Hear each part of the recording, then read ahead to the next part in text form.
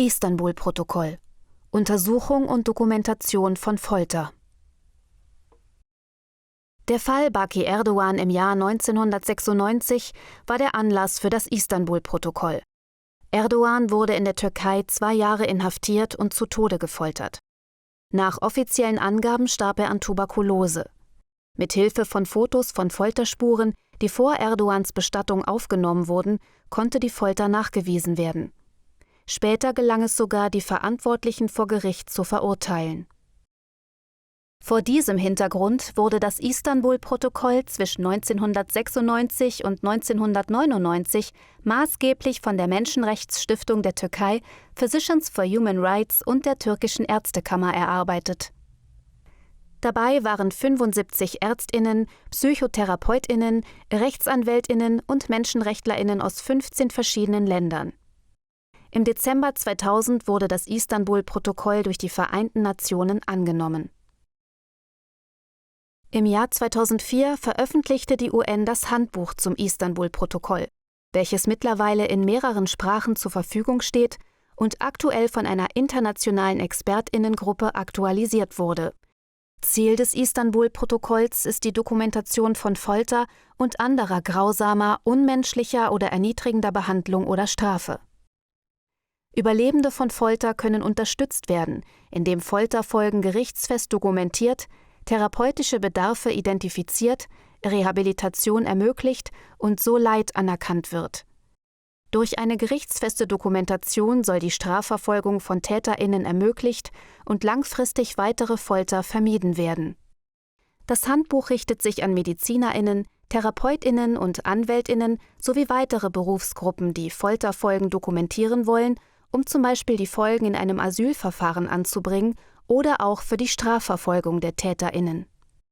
Es wurden Standards zum Nachweis von physischen als auch psychischen Folgen von Folter festgelegt.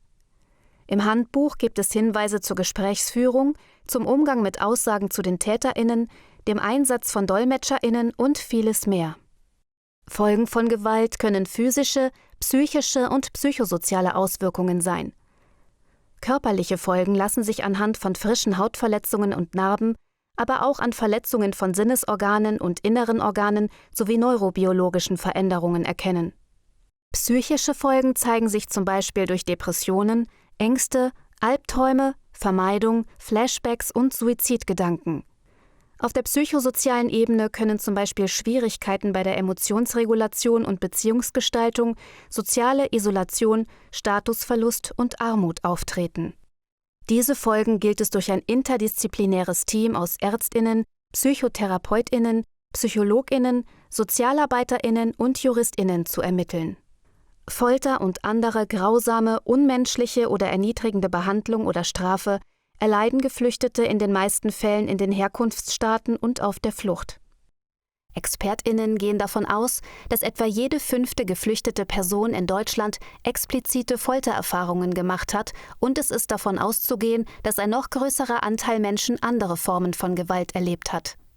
Trotz der Unterstützung und Empfehlung durch die Vereinten Nationen und weiterer internationaler Organe seit mehr als 20 Jahren ist das Istanbul-Protokoll und das zugehörige Handbuch weiterhin unter den relevanten Berufsgruppen in Deutschland zu wenig bekannt. Dies könnte sich ändern, wenn die Inhalte auch in den medizinischen und psychotherapeutischen Ausbildungen verankert werden. Mit den Standards zur Begutachtung psychisch reaktiver Traumafolgen, kurz SBPM, gibt es in Deutschland seit 2001 etablierte Standards zur Begutachtung psychischer Folterfolgen, zu denen regelmäßig Weiterbildungen angeboten werden.